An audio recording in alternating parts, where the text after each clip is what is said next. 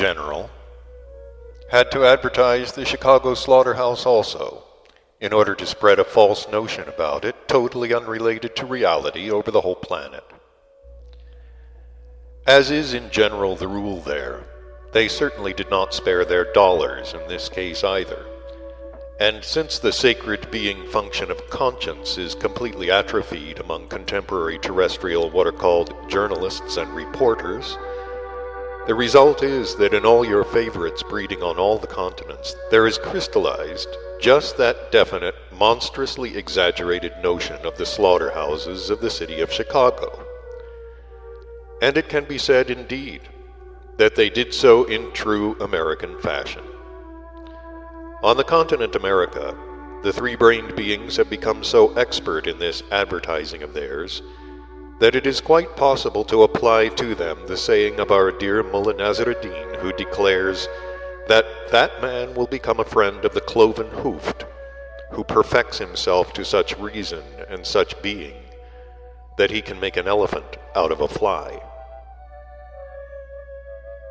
They have indeed become so skillful at making elephants out of flies, and they do it so often, that already at the present time, on seeing a genuine American elephant,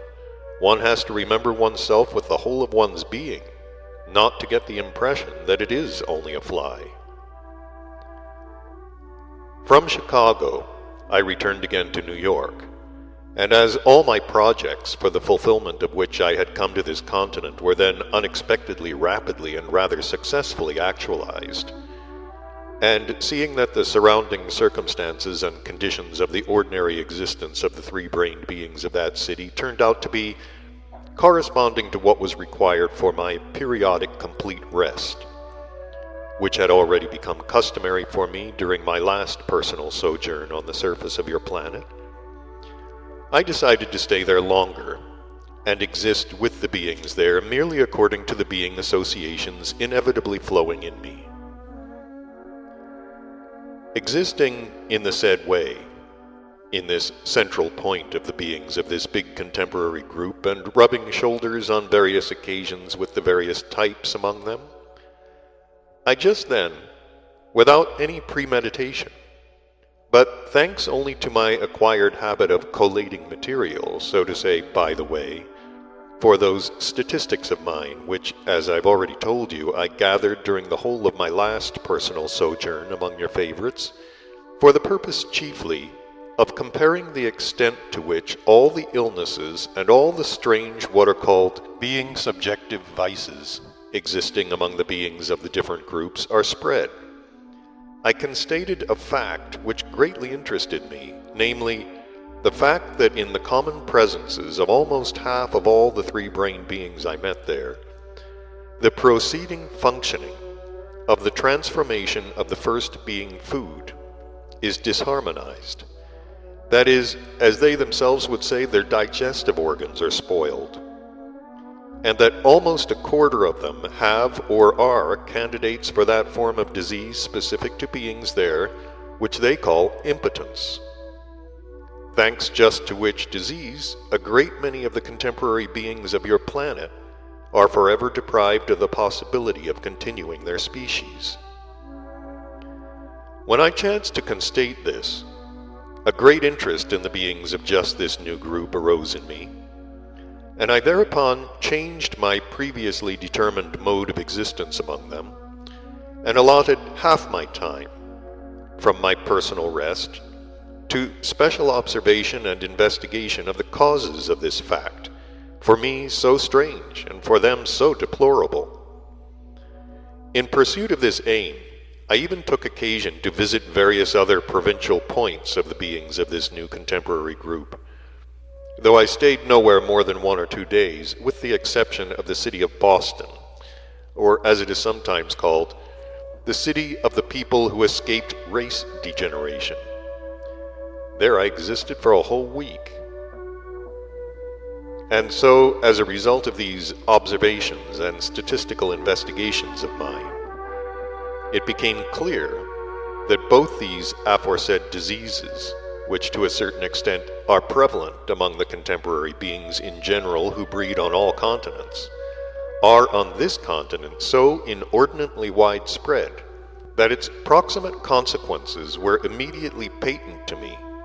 namely, that if it continues among them at the present rate, then just the same fate will befall this contemporary large independent group of three-brained beings who have taken your fancy, as recently befell that large community there which was called monarchic Russia. That is to say,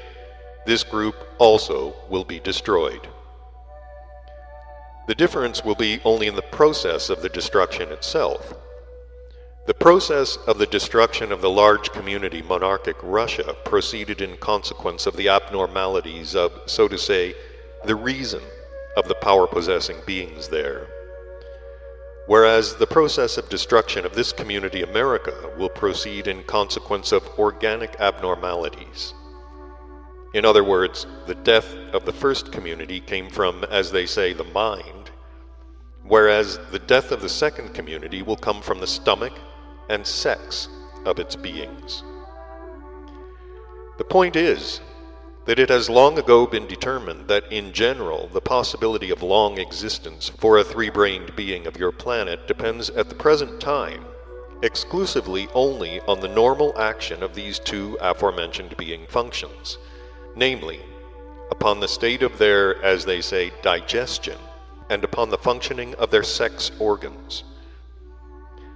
But it is precisely these two functionings, necessary to their common presence, which are now both going in the direction of complete atrophy, and moreover at a highly accelerated tempo. This community America is at the present time still quite young.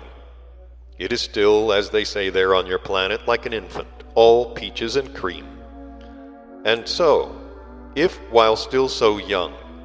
its beings have, in respect of the two chief motors of their existence, thus deviated retrogressively, then, in my opinion,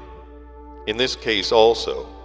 as it in general occurs to everything in the megalocosmos, the degree of the further movement for the purpose of blending again with the infinite will depend on the direction and degree of the forces obtained from the initial impetus. In our great megalocosmos there is even established for all beings with reason a law, as it were, according to which one must always and in everything guard just against the initial impetus. Because on acquiring momentum, it becomes a force,